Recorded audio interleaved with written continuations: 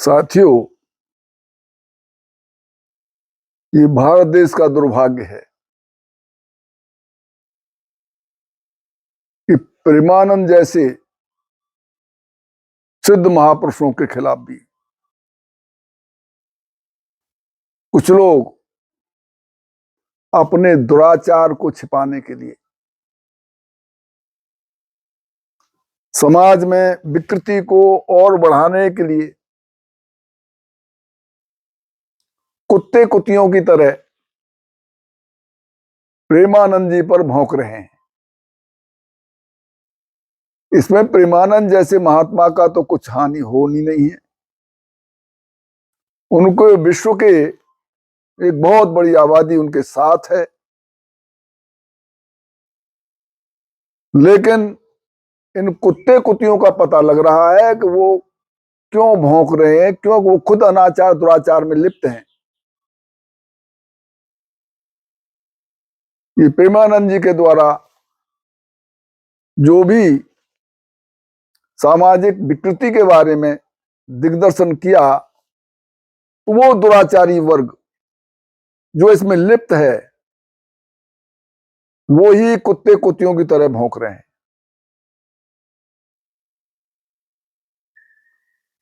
इसमें चाहिए कि जो लोग दुराचार से घृणा करते हैं, जो भारतीय संस्कृति सनातन धर्म की परंपराओं से प्रभावित हैं, उन्हें इन कुत्ते कुतियों को लठ मार के भगाना चाहिए। उनके खिलाफ सभी लोगों को उठ खड़ा होना चाहिए जो अपराध का सहयोग करते हैं, दुराचार का सहयोग करते हैं, पाप का सहयोग करते हैं। उन पापी दुराचारियों को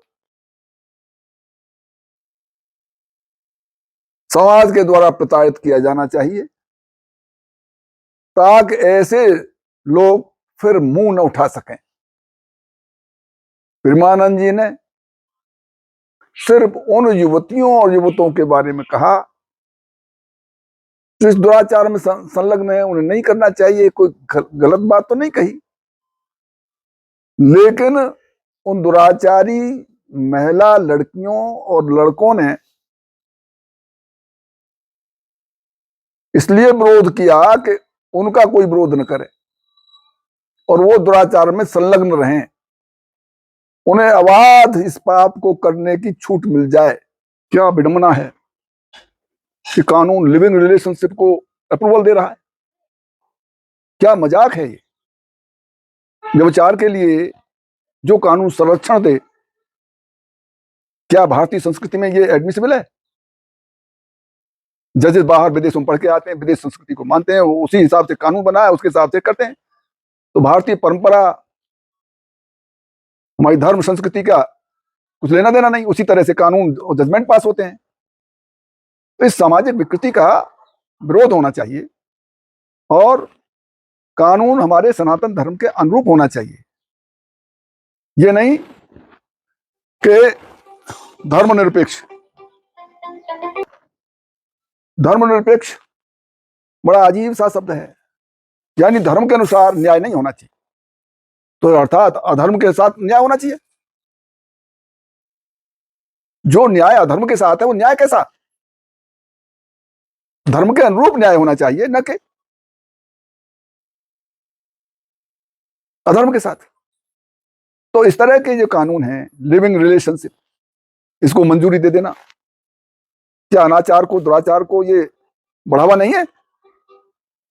तो इन पर विचार किया जाना चाहिए, फिर से ये कानून संशोधित किए जाने चाहिए और इस पर विशेष चर्चाएं होनी चाहिए। कुंभ जैसे समारोहों का आयोजन इसलिए हुआ करता था कि सामाजिक मान्यताओं में क्या क्या अमेंडमेंट होने चाहिए, कानून में क्या संशोधन होने चाहिए, लेकिन इसका अब रूप ही दूसरा बना दिया गया।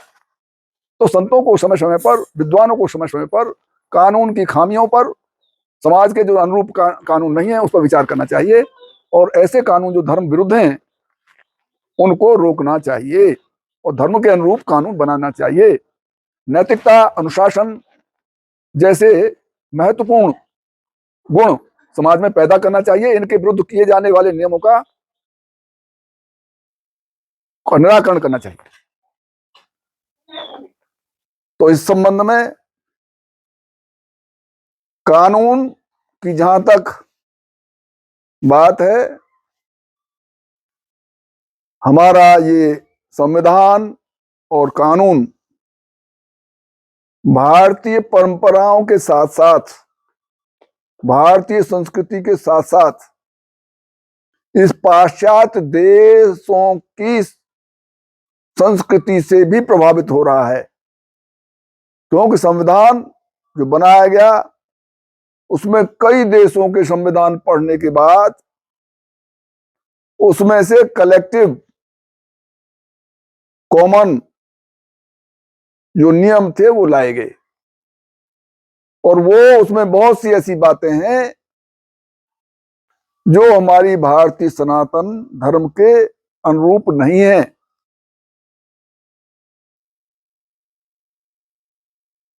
जैसे डोमेस्टिक वायलेंस, उस कानून ने परिवार को ऐसा छिन्न भिन्न और उच्छृंखल कर दिया है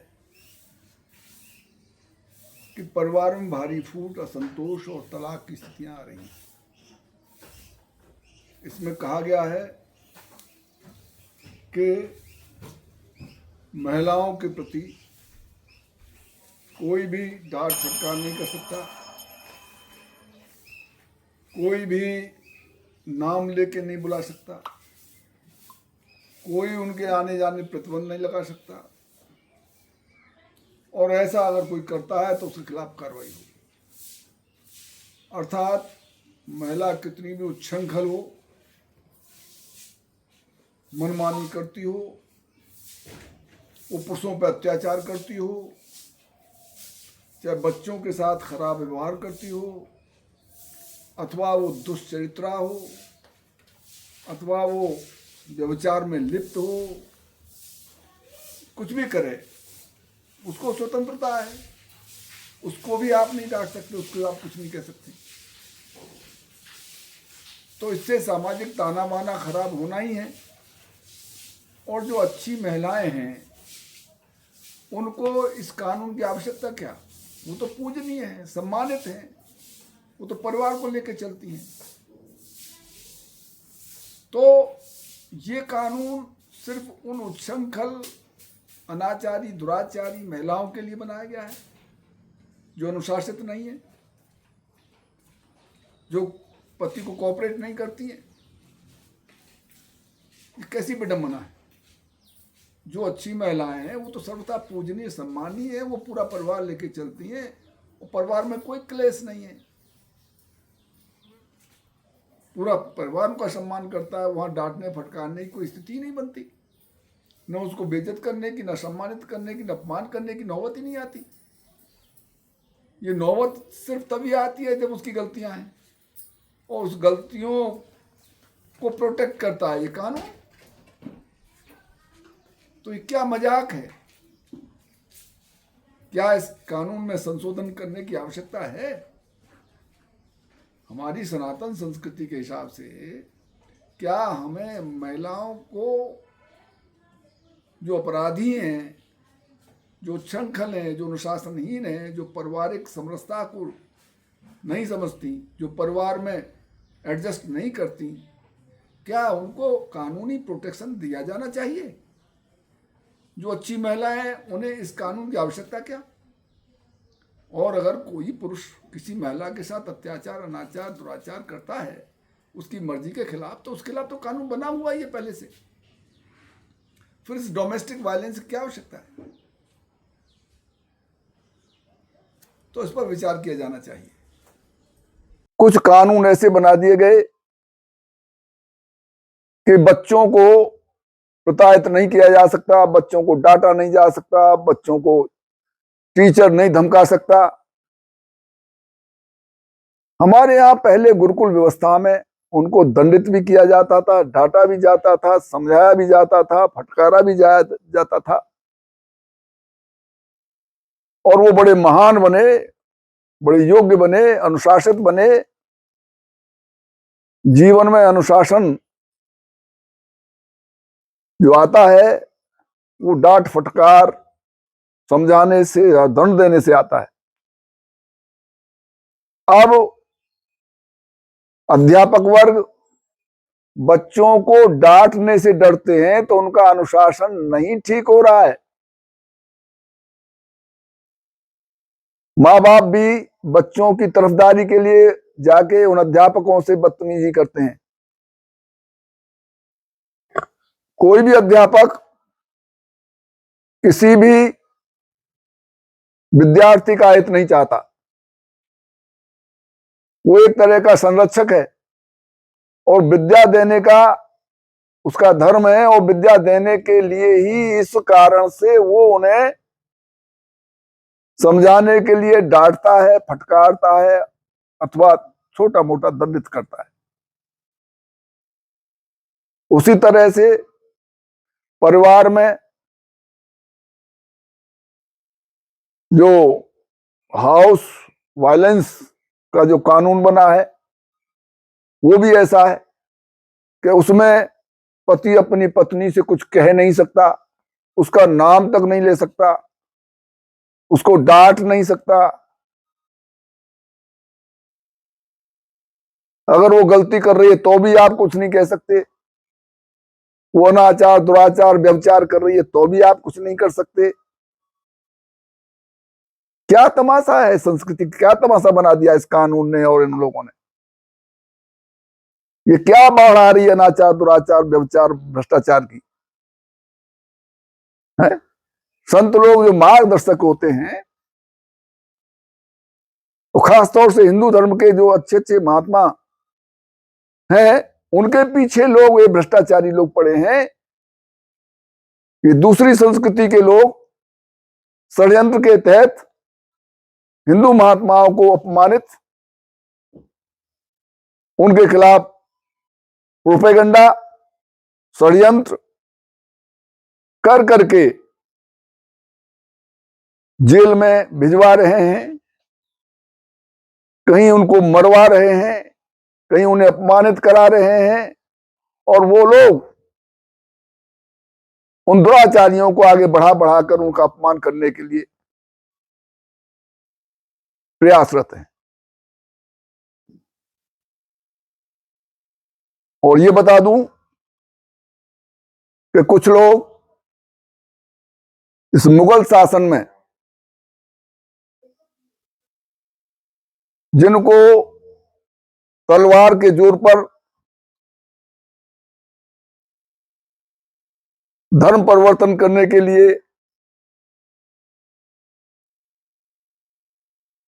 तैयार किया जा रहा था, उनमें से कुछ वर्ग ऐसा भी था कि उन्होंने उन मुगलों को समझाया कि भाई हमको हिंदू ही बने रहने दो, हम तुम्हारे जो प्रयोजन को यहीं से सार्थक करेंगे, और हम जो उन हिंदुओं का जो धर्म है उसको नष्ट करने में आपकी सहायता करेंगे, आप हमें लाभान्वित करिए। उसी क्रम में कुछ तथाकथित बुद्धिजीवी जिन्होंने हमारे शास्त्रों में भी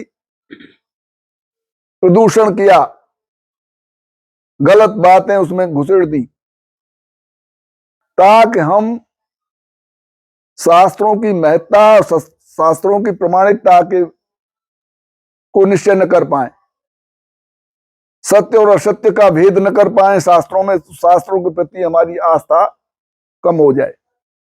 उसी तरह से संतों को अपमानित कराया गया,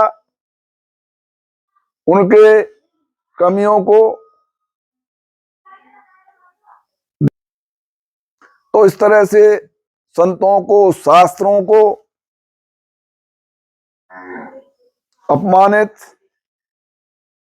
करने के लिए एक साजिश और षड्यंत्र के तहत हिंदू धर्म का नाश करने के लिए लोग खड़े हुए हैं। इसके लिए समाज को उठ खड़ा होना चाहिए और ऐसे